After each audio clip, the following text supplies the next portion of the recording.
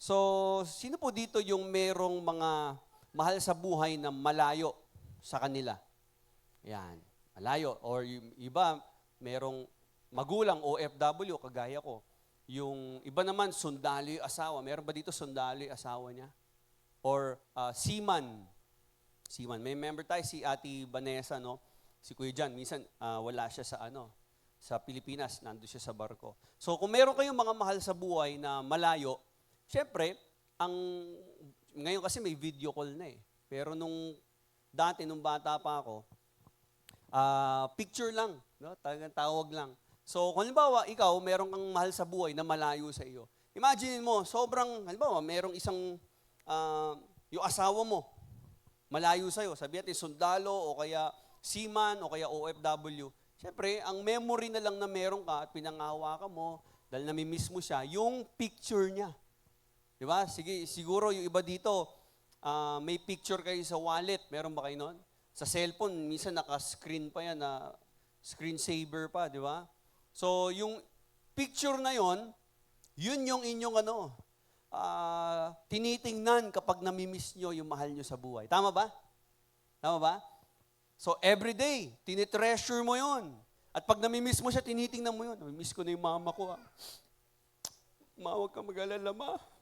Magkikita din tayo, ma. Di ba? May ganun tayong mga moment. So, we find comfort. Pero what if one day, nakita mo na ngayon yung mahal mo sa buhay, yung asawa mo, o sabihin natin yung nanay mo, yung magulang mo na OFW na matagal mo din nakasama. At nandiyan na siya ngayon sa pintuan. Tapos, kapag kinakausap mo pa rin siya, ang kinakausap mo pa rin yung litrato niya. Ma, miss na kita, ma. Andiyan na siya sa harap mo. Ma, kamusta ka na, ma? Okay naman, anak. Oh, na-miss kita, ma. Di ba parang weird? Tama ba? Bakit? Kasi nasa harap mo na eh. Parang anong sense nun? Bakit doon ka pa rin nakatingin sa litrato, nandyan na yung tao na hinahanap mo? So that makes no sense. And that's exactly what the writer of Hebrews is addressing sa pag-aaralan natin ngayon. Kasi po, sa panahon po nung author ng Hebrews, meron po mga Hudyo na mga naging Christians na sobrang pinapahalagahan yung kanilang mga ritual, yung kanilang mga seremonya sa Old Covenant. Although itong mga bagay na ito ay precious po sa mata ng Diyos, but they were not meant to be the final reality. They were just pictures. Pictures pointing forward to Jesus Christ. So kapag po nagbabasa tayo ng Old Testament, lagi po natin lalagay sa isip natin, lahat ng nasa Old Testament ay naka-point kay Jesus. Everything in the Old Testament are shadows of things to come. So matagal po tayong napahinga sa ating pong series. Okay? At ngayon po babalik tayo sa ating pag-aaral sa Book of Hebrews. Let me take you back. Ano nga ba ulit yung title ng series natin sa mga nakakaalala pa? Anchored in Christ. Ayan. So, ngayon po ay babalikan natin ngayon. Bago tayo napunta, ngayon kasi pag-aaralan natin yung Hebrews chapter 9. Pero we need to remember, saan ba tayo dinala ng author ng book na ito? Ano ba yung pinakamensahe ng Hebrews? Sa mga medyo nakalimot na o first time lang marinig yung message na ito, simple lang yung pinakamensahe ng buong book ng Hebrews. Sinasabi lang doon na si Jesus ay mas higit sa kahit sino pa man. Jesus is better. Sabihin nga natin, Jesus is better. Sabihin natin, Jesus is greater. So yung mga sinulatan po ng author ng Hebrews, they were facing persecution. So nung panahon ng mga unang mga Christians, nakakaranas sila ng matinding mga pagsubok. So, ang temptation sa kanila, bumalik na lang sila dun sa kanilang dating religion na Judaism. Pero in-encourage sila ng author ng Hebrews na magpatuloy kayo. Huwag kayong babalik. Kasi, bakit pa kayo babalik doon sa inyong lumang ritual? Nandito na ngayon yung fulfillment eh. Kumaga parang sinasabi ng author ng Hebrews, bakit tingin ka pa rin ng tingin dyan sa litrato ng asawa mo. Nandyan na siya, katabi mo na, hindi mo kinakausap. Yung litrato pa rin yung kinakausap mo. Parang ganun yung picture. Nagigets nyo ba yung point? Naiintindihan niyo po ba? So parang ganun yung Old Testament, yung ritual ng mga Hudyo noon, tungkol yun kay Jesus So bakit babalik pa kayo doon? Nandito na si Jesus. Kasama na natin. And we learned in chapter 1, we learned that Jesus is greater than the angels because He is the eternal Son of God. Si Jesus ang exact representation ng nature ng Diyos. Sa makatuwid, kahit sa panahon natin ngayon, bakit kailangan mo pa ng litrato, ng rebulto, ng imahe? Si Kristo nagkatawan tao na para sa atin Ba't kailangan pa natin tumingin doon? Ba't kailangan pa natin mag-rely sa relihiyon? O kahit po kay Moses, kinumpara din siya. Makikita natin that the glorious Son became human so He could suffer and die to become the perfect Savior for His people.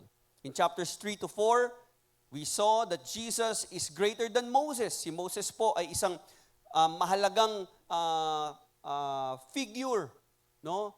Importante po sa mga Hudyo noon, si Moses. Pero sabi ng author ng Hebrews, si Jesus mas higit pa kay Moses. So kung mataas tingin nyo kay Moses, mas mataas si Jesus dyan.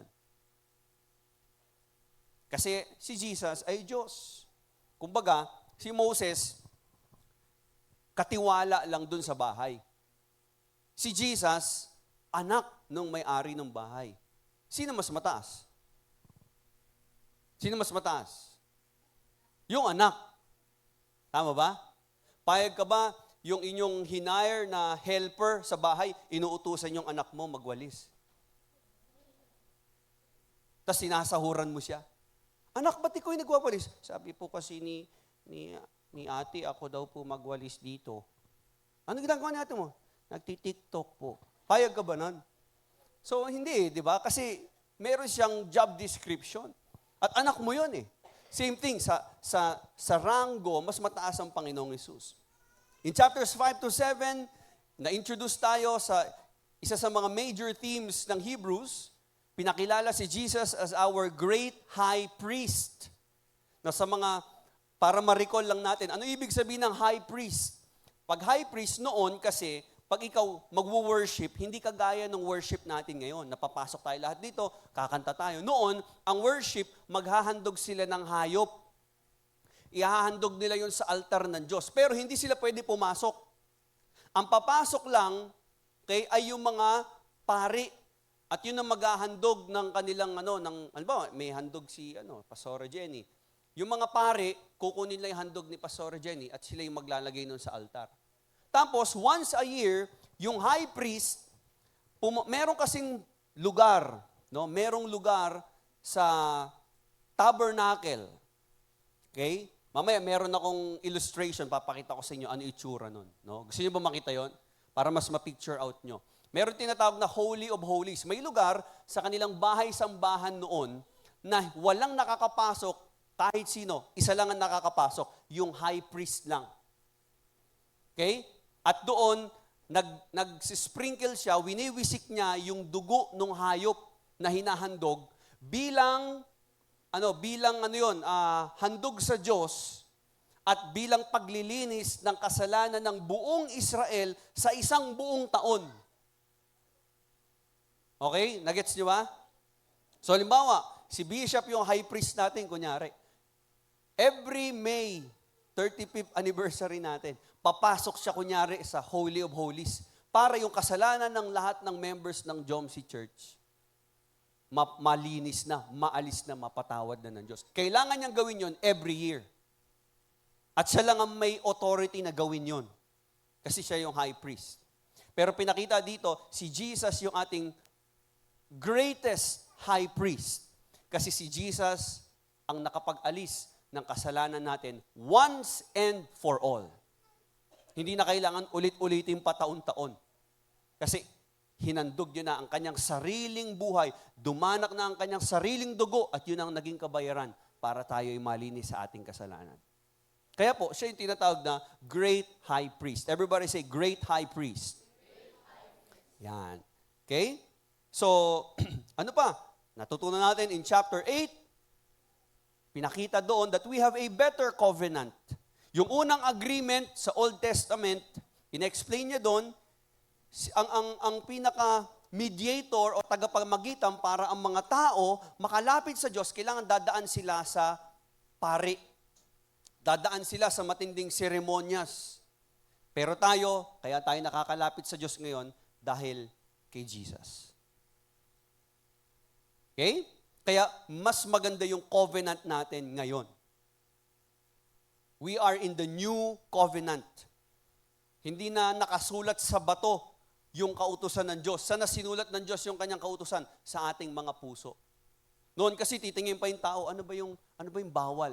Ay, naku, bawal. Yung pala, nasa batas. Sa batas ni Moises, hindi natin dapat gawin yon. Ngayon, hindi na kailangan, kapag ang tao na born again, hindi niya na kailangan, lagi pang bumalik-balik at sabihin natin, mag-rely pa, ano yung mga hindi ko nagawa, ano yung dapat kong gawin. Kasi sinulat na ng Diyos, inukit na ng Diyos sa puso ng tao, yung kanyang kalooban, yung kanyang utos na dapat sundin. Kaya napapansin nyo, pag ang tao na born again, we have this desire to obey God. Tama ba? You have this natural desire. Now, hindi mo na kailangan ng tao na lagi magre-remind sa'yo. Yes, kailangan natin ng mga leaders, mentors na mag-guide sa atin. Pero tayo personally, nung na-born again ka, alam mo kung ano yung kalooban ng Diyos sa hindi kalooban ng Diyos. At alam mo anong dapat mo sundin, anong dapat mong gawin. Tama ba? Kaya kapag isang bagay, alam mong kasalanan, ayaw mong gawin yun. Kasi andyan yung Holy Spirit. Nilagay na sa puso mo ano yung dapat mong gawin. Kaya may conviction. May conviction sa'yo mag-serve, may conviction sa'yo mag-repent, may conviction sa'yo na magpatawad, may conviction sa'yo na sumunod sa kalooban ng Diyos, may conviction sa'yo na i-commit ang panahon mo, ang oras mo para sumamba sa Panginoon because that is the Holy Spirit working in us. That is the new covenant. Amen? Kaya po, hindi na nakadepende sa ritual yung ating pagiging righteous, kundi sa ating personal relationship with God through Jesus Christ. Now, in chapter 9, the author moves from discussing the superiority of Christ's person, priesthood, and covenant to discussing the superiority of Christ's sacrifice. Ngayon po, talakayin natin, ano ba ang kahalagahan ng naging sakripisyo ng ating Panginoong Hesus? Kaya dito, makikita nyo, kung babasahin nyo yung chapter 9, pinakita dyan yung picture ng tabernacle. Everybody say, tabernacle. Kasi pinapakita dito yung sistema ng worship nila noon. Okay? So, wala naman tayo sa panahon ng mga Israelites at wala na tayong tabernacle dito kasi gawa lang sa tolda. Tayo, meron tayong construction. Sila tolda lang kasi nagta-travel sila So, kailangan nilang, pag aalis na sila, kailangan nilang itiklop ulit yung mga tolda na yon. At pag magka-camp sila, magtatagal sila sa isang lugar, sa disyerto, itatayo ulit nila yung tabernacle. Bubuuin nila ulit yun. So, nakokolap siya. Familiar kayo sa mga tent? Hindi ito nagka-camping. Alam niyo yung itsura ng tent, di ba? So, nakokolap siya. So, ganun din yung tabernacle. Yung kanilang lugar kung saan sasamba, pag sila magka-camp, kasi nagta-travel sila sa desert during that time. Di ba, 40 years nga sila sa disyerto bago sila napunta ng promised land. So sila, nagta-travel sila, yung kanilang tulugan, okay, nagte-tent sila. At sa gitna ng mga tent nila, bawa, ito, tent, nakapaikot. Sa gitna, nandun yung tabernacle. Okay? So, hindi ko alam kung naintindihan nyo. No, panoorin na lang natin to para mas magets nyo. Sige. Okay, paki-play nga, Ate Rona. Pagka hindi nag-play yan, hindi na ako magpipreach. Uwi na lang ako. Na-pressure to. Sige, papatay ng lights natin kasi medyo malabo yung natin.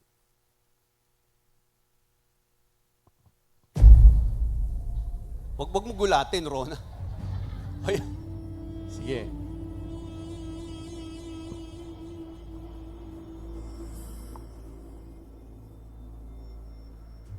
The tabernacle, Hamishkan. The Hebrew word means dwelling place. It was where God dwelled with his people, and its elements show us how to relate with God. After delivering the Israelites from slavery in Egypt, God gave them detailed instructions on how to build this dwelling. Once constructed, the Lord descended on the tabernacle in a pillar of cloud.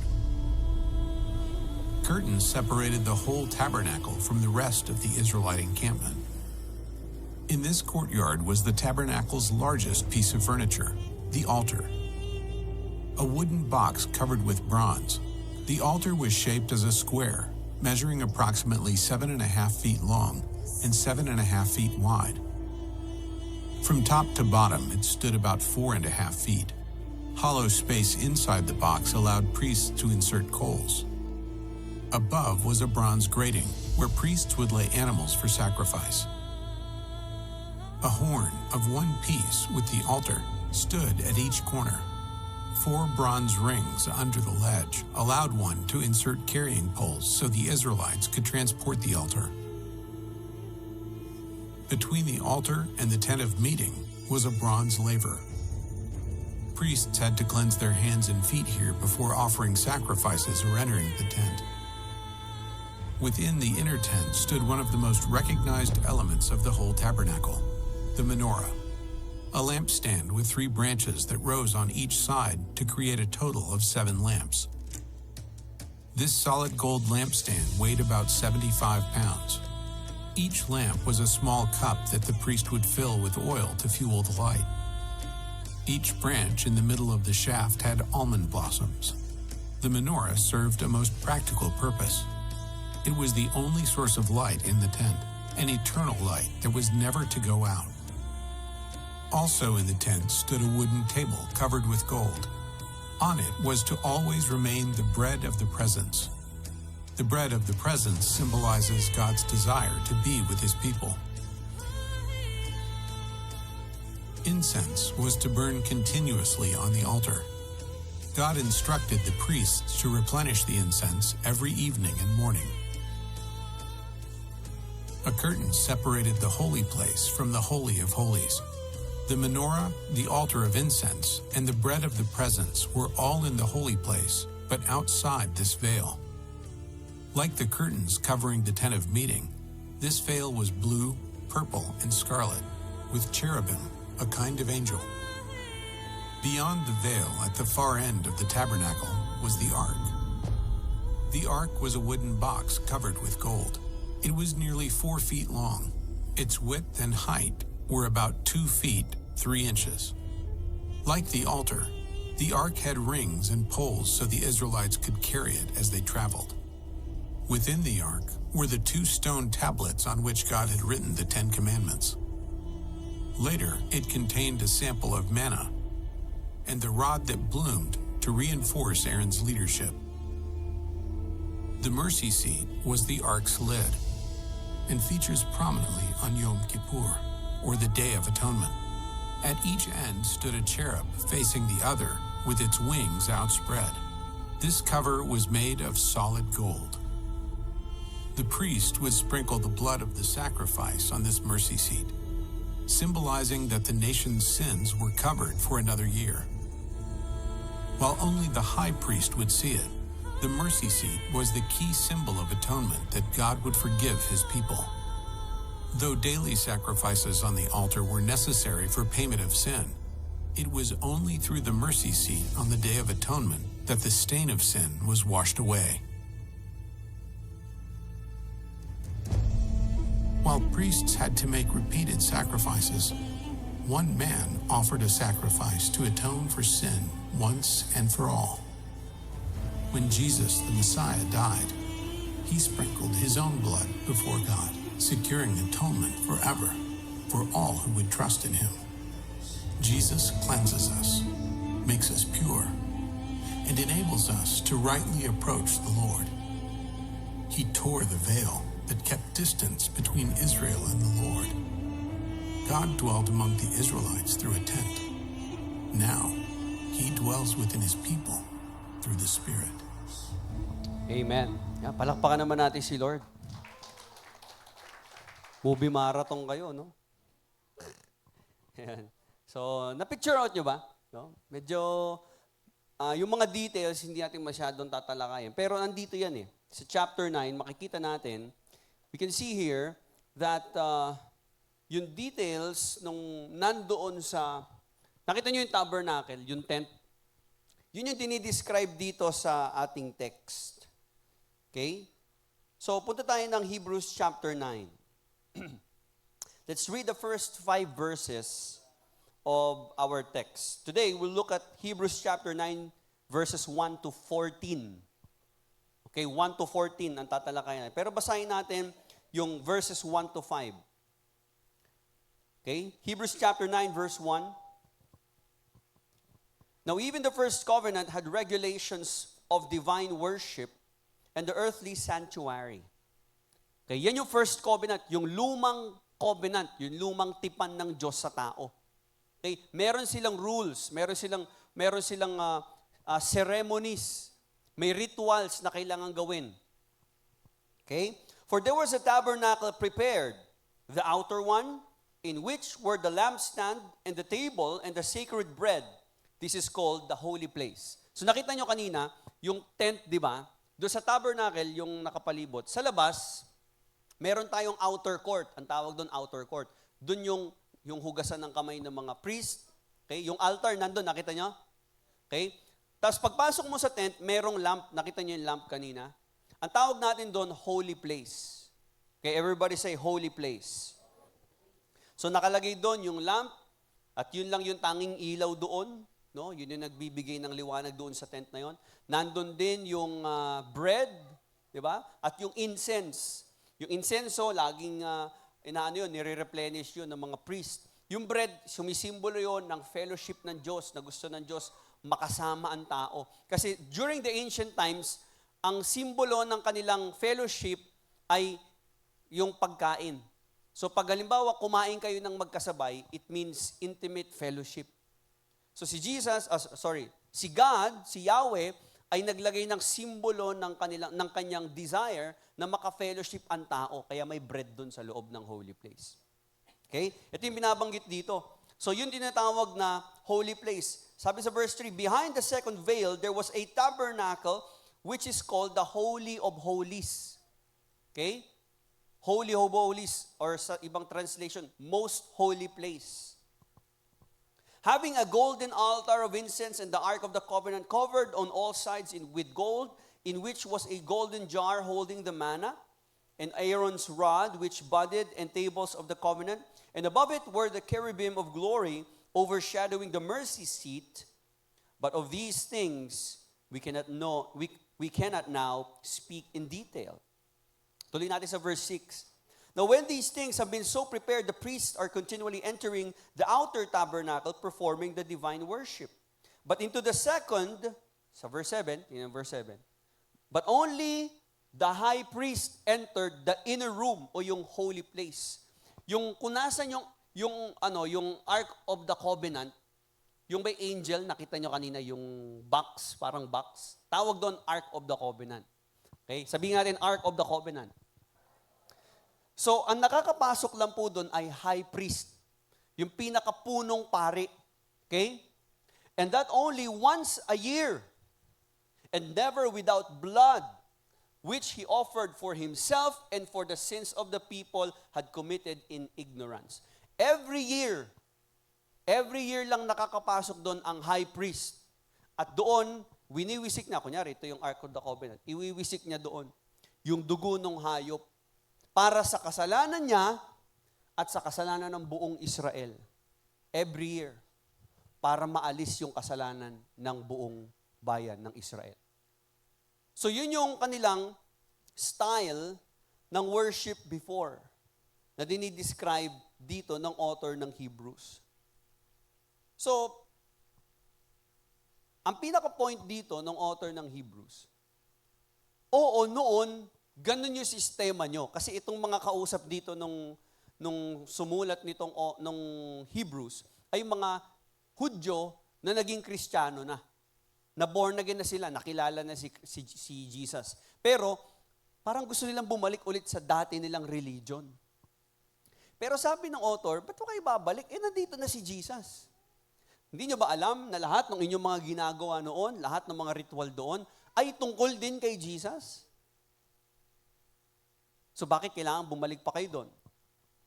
Ang Old Covenant ay temporary. Okay? At dapat, mas maunawaan natin yung ginawa ni Jesus Christ. At ano ba ang pinoprovide ni Jesus Christ? So kita nyo, no? Kung titingnan nyo yung sistema nila, walang ganito eh. Di tayo nakakatalon, di makakapasok sa building yung mga tao. Nandun na sa loob ng bahay-sambahan nila. Yung kanilang lugar kung saan nag-worship ang tao. Sino na nandun? Mga Levites, mga priests. Yung mga Israelites, nasa labas lang. Sa madaling salita, restricted ang access ng tao sa Diyos. At pagdating sa most holy place or sa Holy of Holies, isang tao lang ang nakakapasok. Sino? Yung high priest. Hindi pwedeng kung sino-sinong priest lang. Yung high priest. Siya lang ang nakakapasok. Si Aaron lang. At siya ang magwiwisik ng dugo. So, sa madaling salita, limitado ang access ng tao sa presensya ng Diyos. Hindi basta-basta nakakalapit ang tao sa Diyos. Bakit? Dahil po sa kasalanan.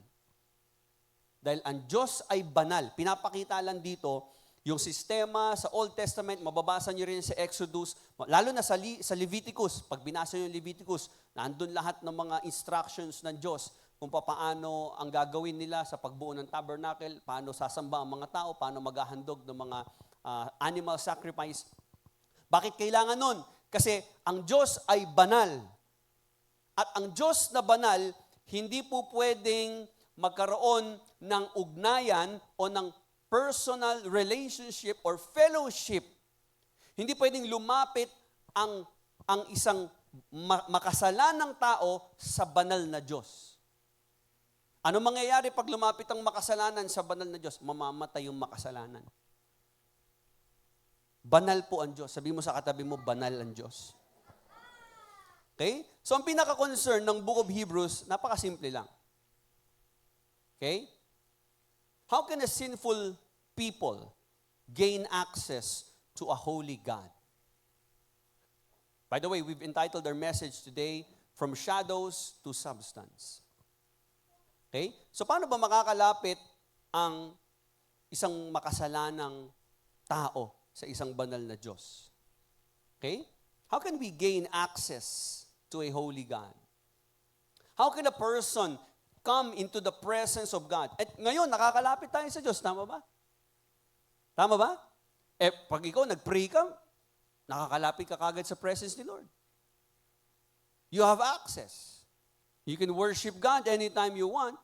You can pray, and nararamdaman po natin yung presensya ng Panginoon. Noon, walang ganun. Limited. Pero tayo, makasalanan tayo. So, ang pinaka-pinapoint out ng author, yung reason bakit may access tayo ngayon sa Diyos. Mas simple lang naman yung sagot doon. Isa lang ang nagbigay ng access sa atin. Walang iba kundi si Jesus Christ. So without Jesus Christ, we have no access to God. Okay, that's the answer. No? O, basahin natin. Ano yung sagot? Yung answer, paki-flash nga. Yan. Hindi pa yan. Yung answer, yan. So the old covenant points to the access, and Jesus is our access to God. Yung old covenant na tinutukoy natin, yung ginagawa nila noon na pagsamba.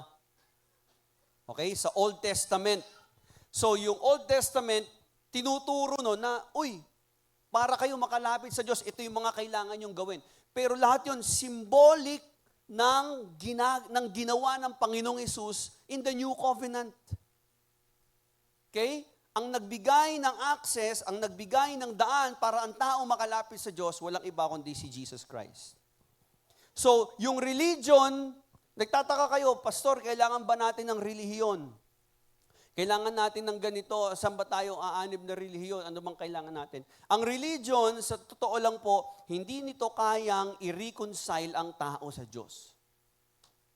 Hindi kayang baguhin ng relihiyon ang tao. Kaya niya lang bigyan ng mga guidelines ang tao. Kaya niya ituro ang Diyos sa tao kung sino ang Diyos o i-point out niya ang tao sa Diyos na ito ang kailangan mong gawin.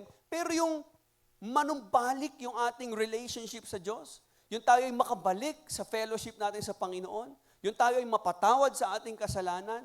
Yung tayo ay magkaroon ng fellowship na walang balakid, walang hindrance, walang restriction, walang limitation. Yung magkaroon tayo ng access sa presence ni Lord, si Jesus lang po ang makakapagbigay nun.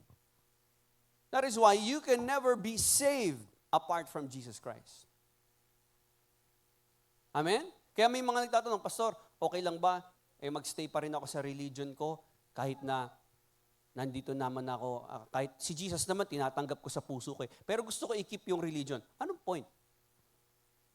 Ano saysay? Finulfill na nga ni Jesus Christ.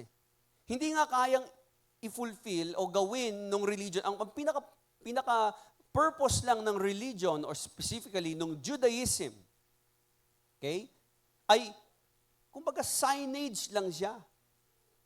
Pag kayo, nakakita kayo, sino yung nagta-travel dito? Pagpupunta kayo ng Baguio, di ba? Naghahanap kayo ng Jollibee. Nakalagay, Jollibee, 10 kilometers. Ano ginagawa niyo pag nakita niyo yung signage? Doon ba kayo pumupunta at umu-order doon sa signage?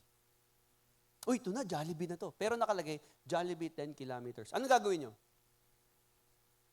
Bababa na ba kayo doon? Mayroon ba kayong makukuhang one-piece chicken doon? Wala. Mamumuti yung mata niyo doon. Diba? Mukha kayo engot. Uy, Jollibee. Jollibee na po ako para. Diba? Hindi po Jollibee yan. Signage lang yan. In short, yung Jollibee, 10 kilometers away pa. So, tinuturo lang niya na 10 kilometers, nandun na yung Jollibee. Parang ganun din. Yung Old Covenant, tinuturo lang niya, itong mga ginagawa natin, merong gagawa nito na magfulfill, na mag-aalis na once and for all ng kasalanan nating lahat. At yun ay si Jesus Christ. And He alone provides our access to God. Kaya po ang big idea natin this morning, no Christ, no access. No Christ, no access. So kung walang Kristo, wala kang access sa Diyos. Pero kapag nakilala mo si Kristo, magkakaroon ka ng access sa Diyos. Amen?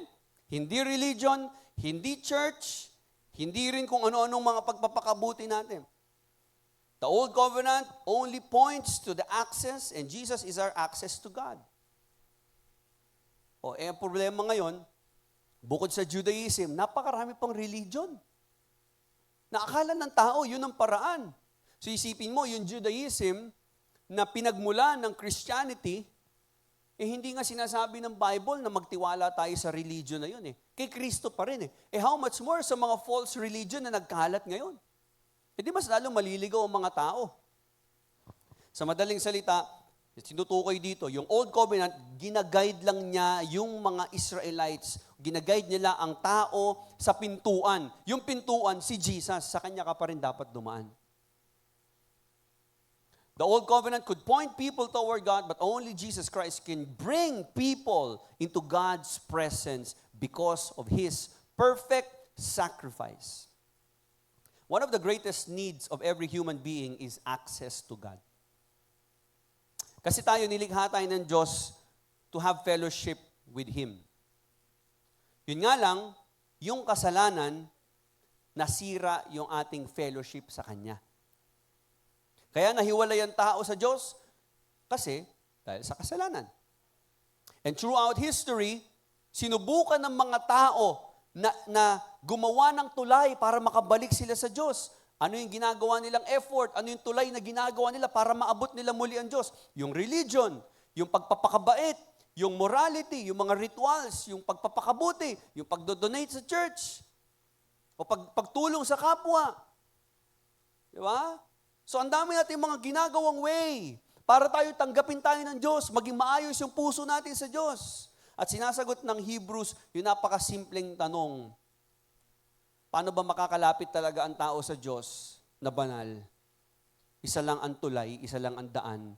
Walang makakaparoon sa mga kundi sa pamamagitan ni Jesus.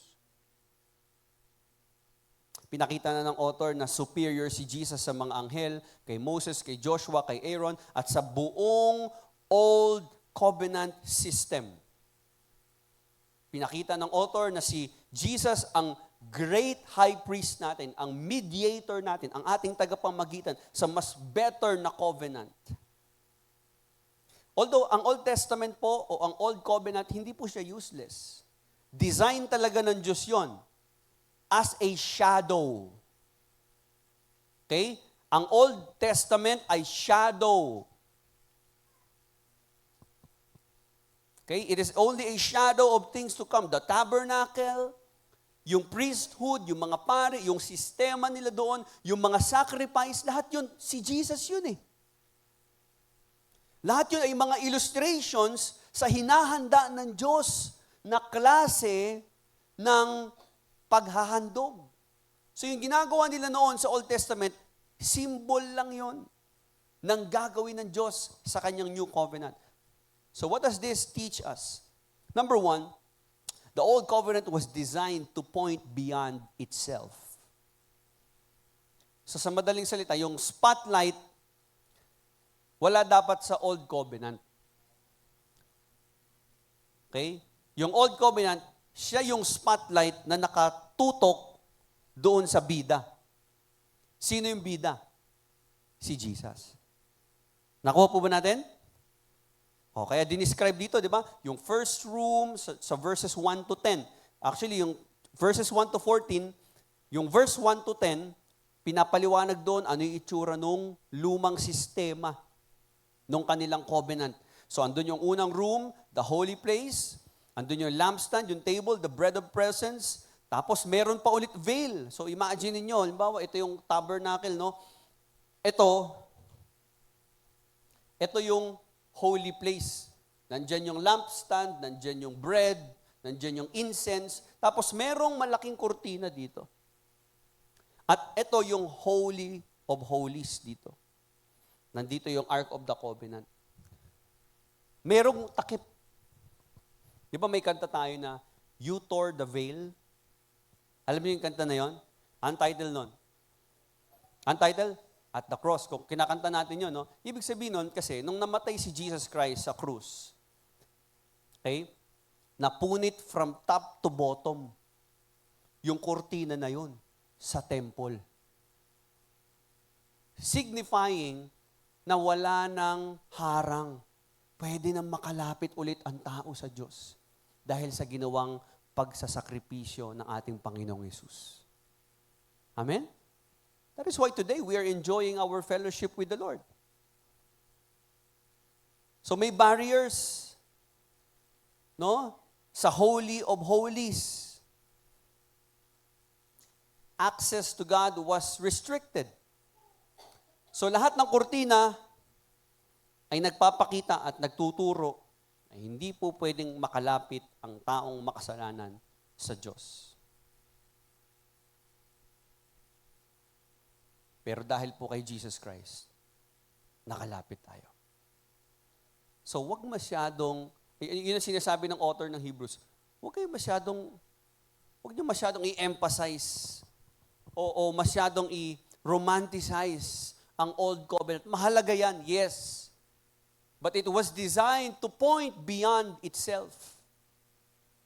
It's not useless, nami-miss out nyo lang yung purpose. Ang problema kasi ganito, ang ginawa ng maraming mga maraming mga Jews, okay, especially nung panahon ni Jesus, na-miss out nila yung purpose nung utos ni Moises.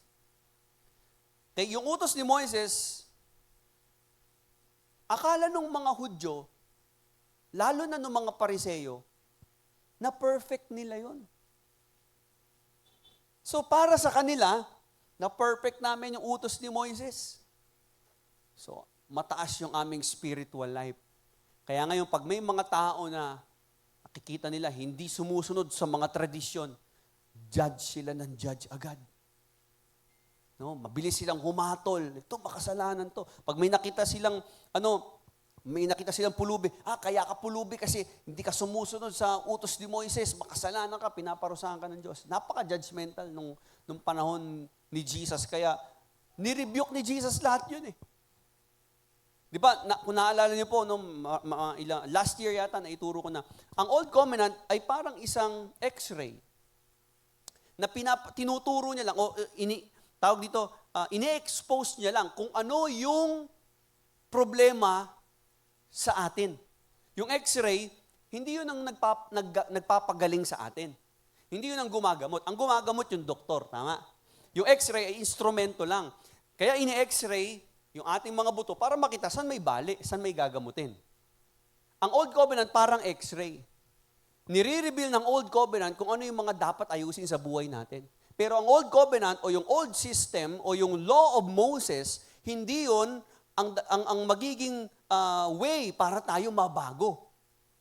Kundi, pinapakita niya lang ano yung kailangan baguhin sa'yo. Ang magbabago, si Jesus. Ang doktor, si Jesus Christ. Amen? So, the Old Covenant was designed to point beyond itself. Religion could instruct people about holiness. Pwede ka turuan ng religion paano maging banal. But religion can never make you holy. Only Jesus can make you holy. Amen? Number 2, the Old Covenant revealed humanity's greatest problem. Okay? Kita nyo, sabi ko nga kanina, the repeated sacrifices, yung paulit-ulit na paghahandog. Kasi yung kanilang paghahandog, actually, alam nyo ba ilang beses silang naghahandog, nag-o-offering? Every day. Every day, merong pumupunta sa temple. Napakaraming mga naghahandog doon. Bakit? Kasi every day nagkakasala ang tao eh. So imagine niyo na lang. Ngayon, ilang beses ka nagkasala bago ka pumunta dito sa church? Ilan? Pastor, wala pa. Ha? Wow. Diba?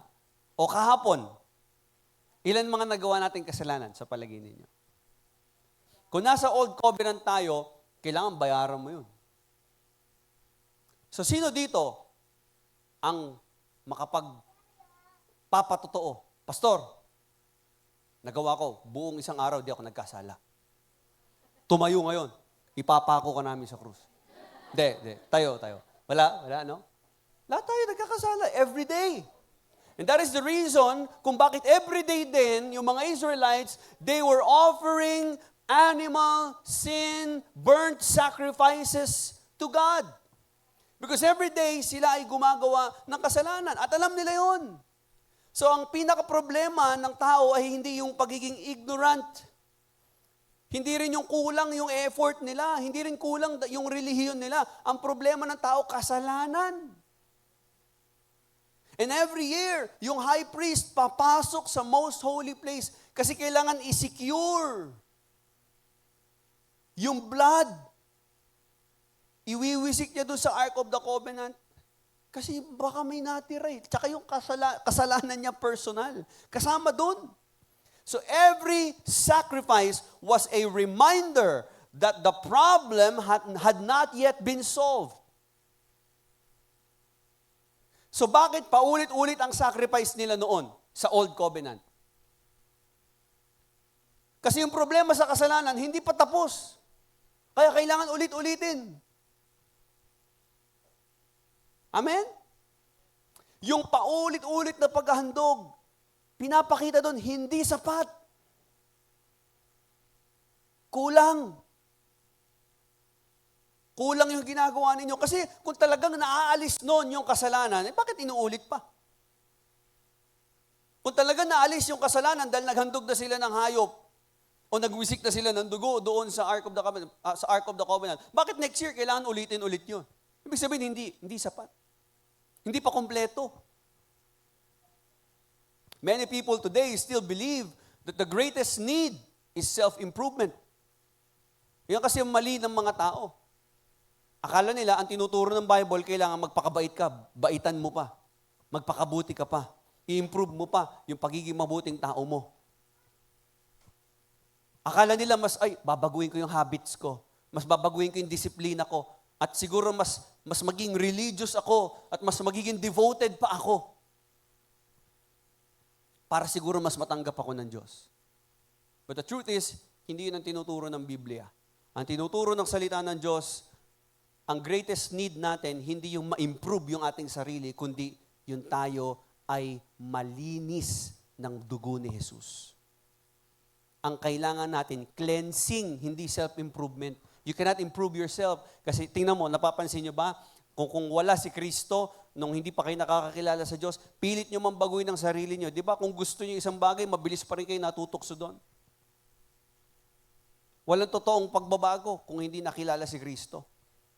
And only Jesus Christ can cleanse us once and for all. Ay pansin natin, sabihin natin, sige, nakagawa ka ng kasalanan. Pinilit mong gumawa ng mabuti at magpakabait. Pero yung guilt, yung konsensya, yung bigat nung nagawa mo mali, di ba dala mo pa rin? Pwedeng itago mo na hindi ka na naapektuhan nung ginawa mong kasalanan. Pwedeng ibaon mo sa lupa. Pwedeng gawin mong excuse. Pero hindi mo kayang alisin yung guilt na yon na dala-dala mo. So sa madaling salita, parang sinasabi dito, yung Old Covenant, pinakita niya na merong uncurable disease ang tao. Kasalanan. Yun. Parang cancer na walang gamot. Na wala ng pag-asa. That is humanity's greatest problem.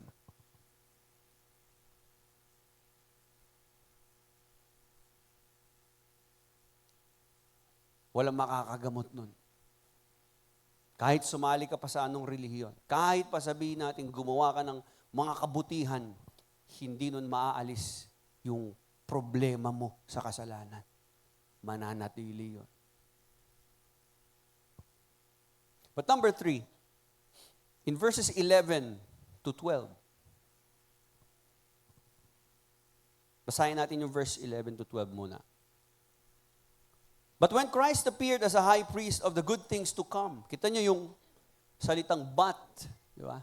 Ngunit, ibig sabihin, it is a contrast between doon sa una niyang sinabi. Sa pinaliwanag niya, ito yung sistema, verses 1 to 10, ito yung sistema, okay, ang Old Covenant ay pinapakita may problema ang tao. Ngunit, pagdating sa 11, when Christ came as a high priest of the good things, sabi nito, but when Christ appeared as a high priest of the good things to come, He entered through the greater and more perfect tabernacle, not made with hands, that is to say, not of this creation. And not through the blood of goats or calves, but through His own blood, He entered the holy place once and for all, having obtained eternal redemption. Ito po yung solution. Kanina, sa first 2 points natin, we're talking about the Old Covenant. Today, we're talking about Jesus. Right now, we're talking about Jesus here in our point number 3. So sa number 3, Jesus finished what the Old Covenant could never complete.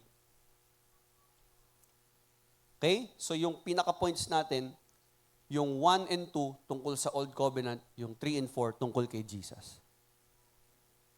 Basahin nga natin malakas, sabay-sabay. 1, 2, 3, go.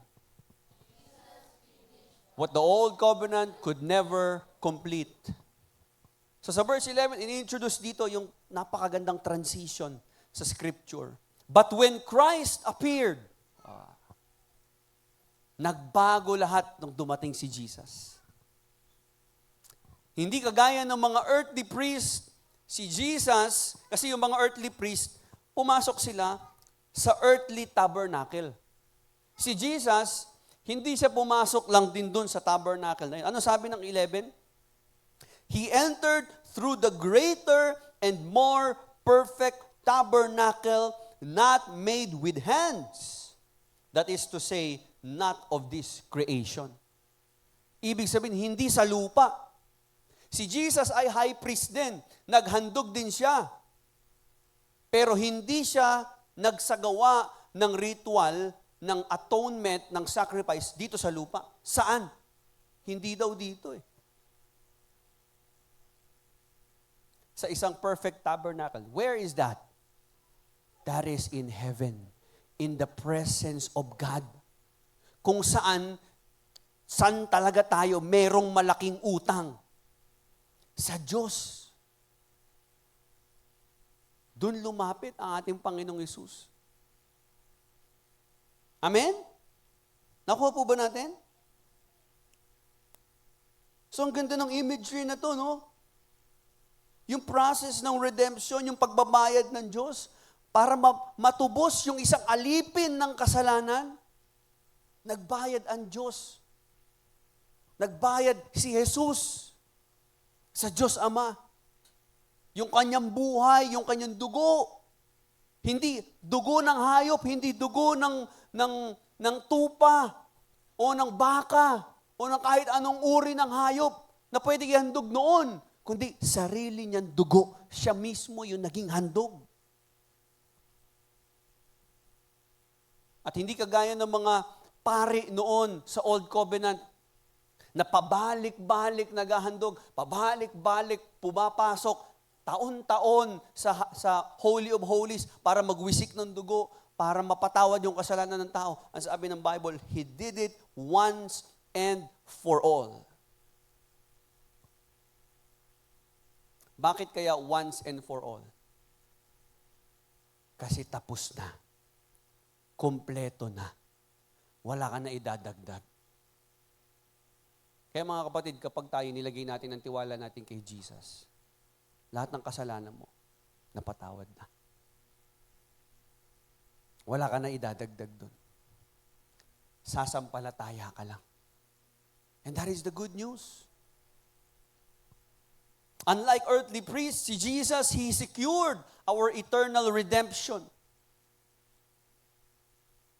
Sabi dito sa verse 12, not through the blood of goats and calves, but through His own blood. He entered the holy place once for all, having obtained eternal redemption. Ibig sabihin tayo, dati tayong mga alipin ng kasalanan. Pero natubos na tayo dahil sa dugo ni Kristo. Sabi mo sa katabi mo, bayad ka na ng dugo ni Kristo. Sa paulit, sabi mo, bayad ka na ng dugo ni Kristo.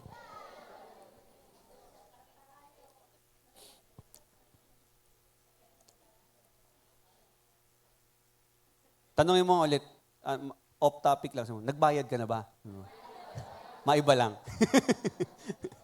Pero tayo bayad na tayo ng dugo ni Kristo.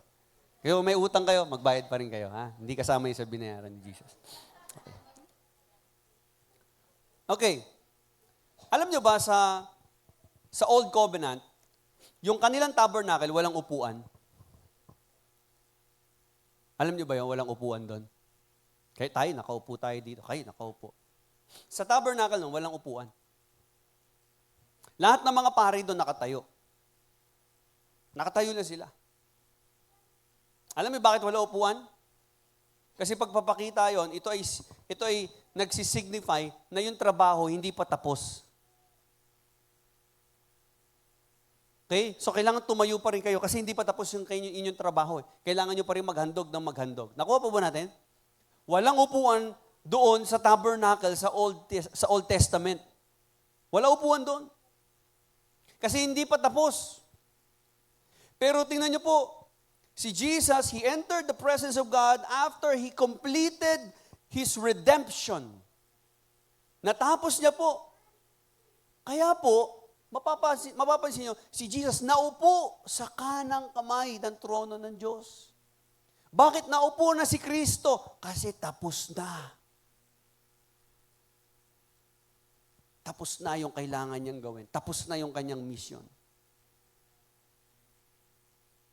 So, hindi lang basta ito access, kundi accomplishment ni Jesus Christ. Christ did not just merely make salvation possible for all of us. He obtained redemption. Tinubos po niya tayo. Ang cross po ay hindi isang partial victory. Ang cross po, yung ginawa ni Jesus sa krus ng Kalbaryo, ito po ay kaganapan ng lahat. He completed the victory that we need. The sacrifice of Jesus never needs to be repeated. Kaya po hindi na dapat inuulit-ulit pa.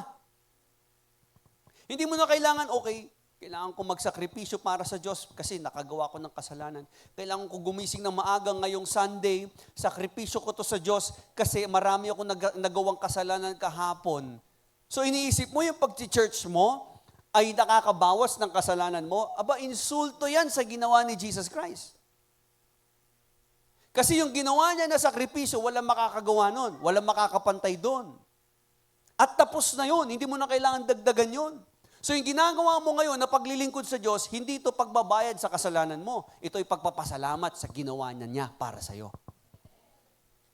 Amen? Sige, palakpakan po natin ang Panginoon. Sukli natin to. So bakit tayo nagsiserve kay Lord? Bakit tayo nagbibigay sa gawain ng Panginoon? Bakit tayo naglalaan ng oras, ng lakas, ng panahon para paglingkuran ng Diyos? Dahil tinapos niya na yung mga bagay na hindi natin kayang tapusin. At dahil doon, magpasalamat man lang tayo, maging grateful man lang tayo. Ang response natin na pwede natin gawin ay sumamba, magpuri, magpasalamat. At huwag natin susumbat kung tayo may nagagawa tayo para sa Diyos kasi kulang pa to lahat. Kung ano man yun na ibibigay natin sa Diyos, wala naman talaga tayong pag-aari dito eh. Kung ano yung pagod mo, ano yung talento na meron ka, ano yung perang na ibibigay mo sa church, wala kang po pwedeng ipagyabang dyan dahil lahat yan galing sa Diyos. At kung yan ay bibilangan mo ang Diyos, wala, hindi aabot yan sa ginawang sakripisyo ng Diyos para sa atin. So, wala tayong pwedeng maipagmalaki. So, hindi po pwedeng ulit-ulitin pa ang sakripisyo ng ating Panginoong Hesus. Kasi it already satisfied the demands of God's justice. Nasatisfy na ang Diyos. Nabayaran na. Kaya yung veil doon sa tabernacle, napunit na yun. Dati yun ang restriction. Pero nung na-accomplish ni Christ, yun dapat niya ma-accomplish. Na hindi ma-accomplish ng mga naunang mga priests at ng mga naunang handog, yung veil napunit na. It means, malaya nang makakalapit ang Diyos at ang tao sa isa't isa. Wala nang restriction sa ating relationship. Maaari na tayong ma-reconcile muli sa Diyos. Kaya nagtataka kayo, bakit ang Diyos nananahan na sa ating mga puso, sa ating isipan? Bakit yung Holy Spirit naging banal na tayong tahanan ng banal na Spirito? Bakit tumira na siya sa atin? Dahil po sa ginawa ni Jesus yon. That is the reason why you have the Holy Spirit in you. And the Holy Spirit is the one that is making you holy. Siya ang nagko-convict sa iyo, siya ang nagga-guide sa iyo, siya ang nagtuturo sa iyo ng salita ng Diyos. Siya nag-empower sa iyo na makapag-serve in the ministry. And that is all made possible because of the sacrifice of Jesus Christ. Amen? Lastly, Jesus cleanses what religion never can. Now, the author now argues from lesser to greater. Kung yung animal sacrifice daw ay makakapag-provide ng cleansing noon, nalilinis naman na din talaga eh. Kaso kailangan ulitin nga lang. How much more ang dugo ni Kristo? Kasi noon, ang nalilinis lang yung kanilang kasalanan. Pero ngayon, ang nililinis na ng dugo ni Kristo, konsensya na mismo ng tao. Meaning, yung pinaka-inner man, yung inner being natin. Yung ating puso. So this is the climax of the passage. Let's read verse 13 to 14. For if the blood of goats and bulls and the ashes of the heifer sprinkling those who have been defiled, sanctify for the cleansing of the flesh, how much more will the blood of Christ, who through the eternal Spirit offered himself without blemish to God, cleanse your conscience from dead works to serve the living God? So the deepest problem of humanity, hindi po yung panlabas na karumihan, kundi yung inward guilt. Yung pagiging guilty natin sa kasalanan. Yung religion, kaya niyang ayusin yung behavior ng tao. Kaya nga pag pumapasok sa simbahan yung iba, di ba? Pantay na pantay, ni ruler yan.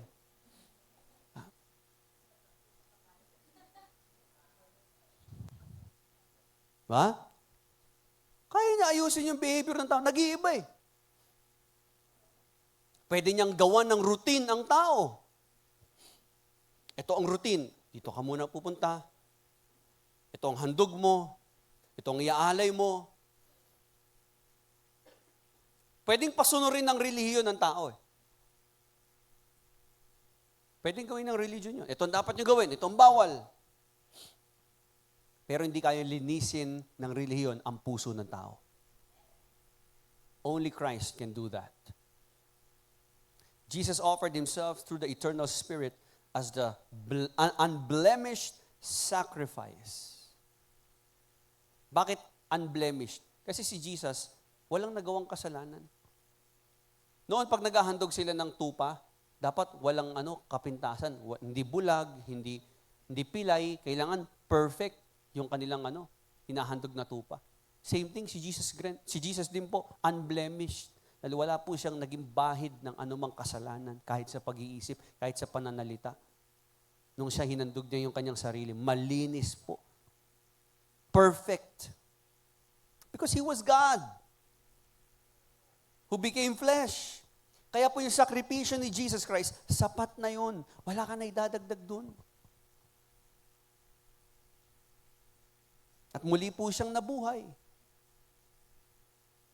At yung kanyang muling pagkabuhay ay sinyales na yung kanyang sacrifice tinanggap ng Diyos.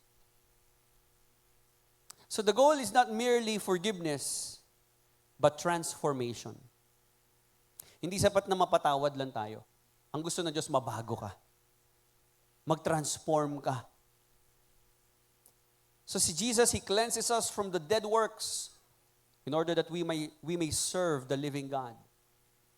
So ang pinuturo po ng gospel, ang ginagawa ng gospel, ay hindi lang i-rescue tayo sa parusa ng Diyos sa impyerno, kundi i-restore tayo sa ating worship, i-restore tayo sa ating relationship sa Diyos. The blood of Christ does not only forgive our sins, it liberates us, it sets us free. Pinapalaya tayo nito sa tanikala ng kasalanan upang makapaglingkod tayo sa Diyos. Di ba ang hirap maglingkod kay Lord pag may kasalanan? Pero kapag alam mong napatawad ka na ng Diyos at maayos na ang relasyon mo sa Diyos, ang sarap mag-serve, di ba? Ang sarap mag-worship, di ba? So nakakalapit talaga tayo sa Diyos. So review natin. Ano yung number one? Number one, the old covenant was designed to point beyond itself. Number two, the old covenant revealed humanity's greatest problem. Number three, could never complete. Number four, Jesus cleanses what religion never can. So no Christ, no access. But if you know Christ, you will know access. Many people today are still living under the old covenant. Sa modern setting natin, may mga tao parang nasa old covenant pa rin. Hindi naman ibig sabihin na naghahandog ka rin ng hayop, no? Pero yung paniniwala ba ng tao na pag nag-effort siya sa Diyos, kapag may ginawa siyang maganda, mas napapalapit o mas katanggap-tanggap siya sa Diyos kasi may nagawa siya eh. Alam niyo bang yun? Legalism din yon or parang bumabalik ka uli sa old covenant. Para ka nabubuhay pa rin sa lumang tipan. Kasi iniisip mo, yung ginagawa mo, yun ang nagiging dahilan para tanggapin ka ng Diyos. Eh. So, magko-commit ako dito. Magsisimba ako dito. A-attend ako para mahalin ako lalo ng Diyos. Tanggapin ako ng Diyos para mabawasan yung kasalanan ko. Maling mindset yun. May mga tao nagtitiwala sila hindi kay Jesus. Eh. Alam niyo kung saan? Sa church attendance. Kasi akala nila pag present sila sa mga services, automatically maayos sila sa Diyos. Eh. Pero kapatid, kahit umattend ka sa kahit anong service, kahit sa anong church, kung wala ka kay Kristo, hindi magiging maayos ang ating kalagayan sa harapan ng Diyos. At kung tayo, Christian na, huwag mo isipin na yung attendance mo ang nagiging dahilan para tanggapin ka ni Lord. Some people rely on their good works.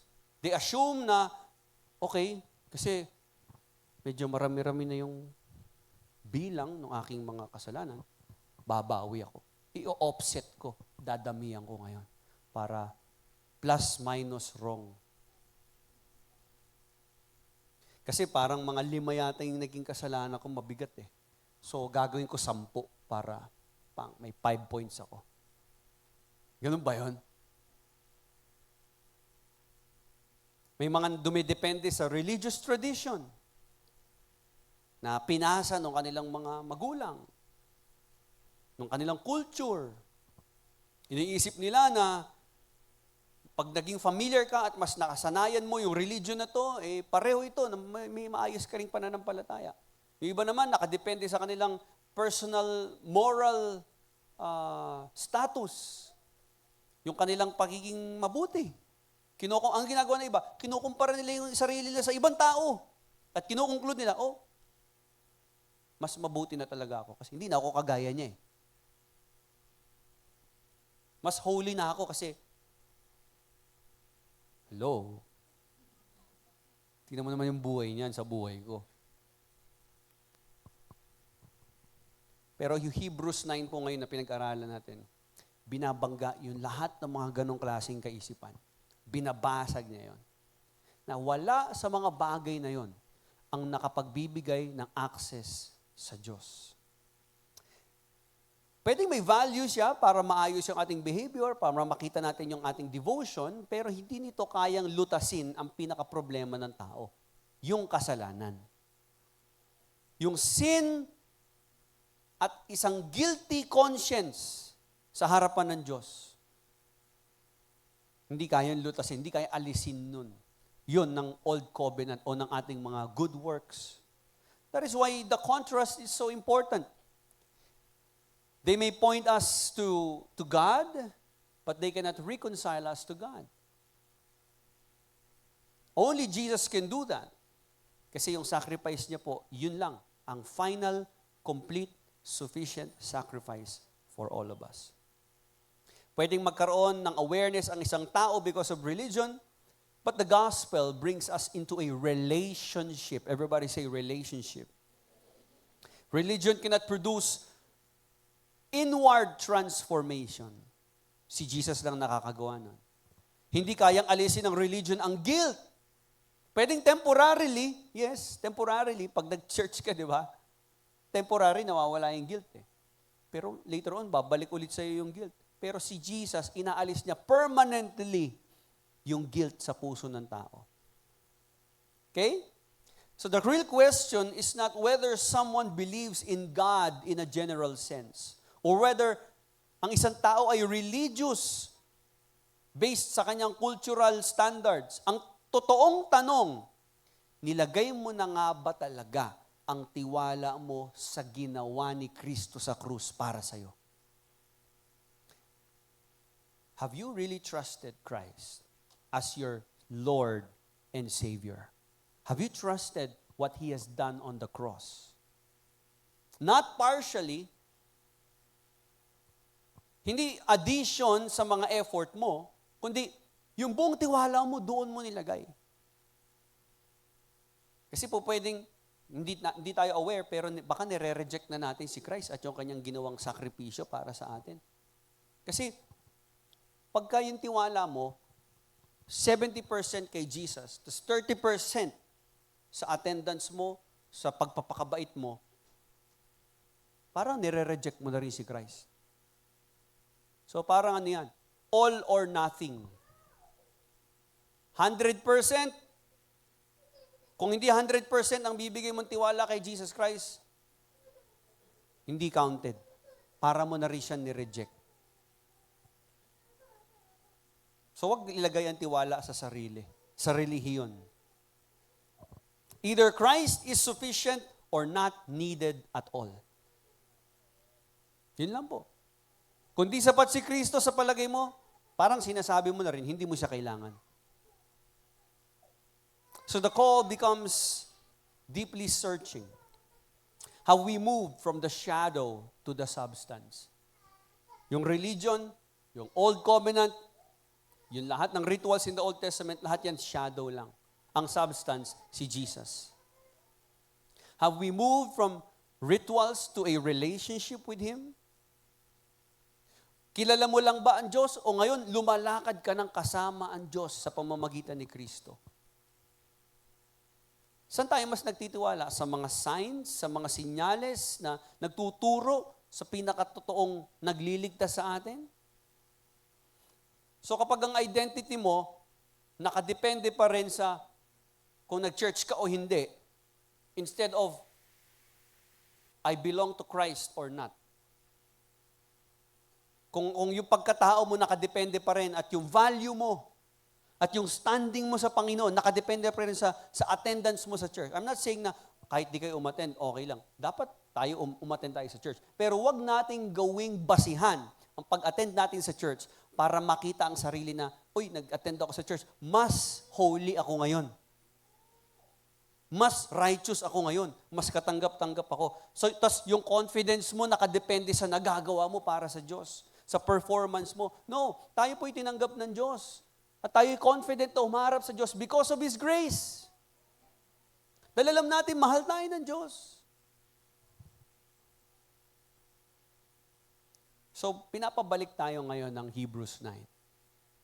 Remember, access to God is not achieved. It is received. And only received through Jesus Christ. Hindi mo maa-achieve yun. Okay? The tabernacle pointed to Christ, the priesthood pointed to Christ, the sacrifice pointed to Christ, the covenant pointed to Christ. Everything in the Old Testament pointed to the coming of Jesus Christ. So ito lang po ang panawagan ko sa lahat. Stop trusting in what can only point you to God and start trusting in the one who brings you to God. Si Jesus po ay hindi karagdagan lang o additional lang sa ating religious effort.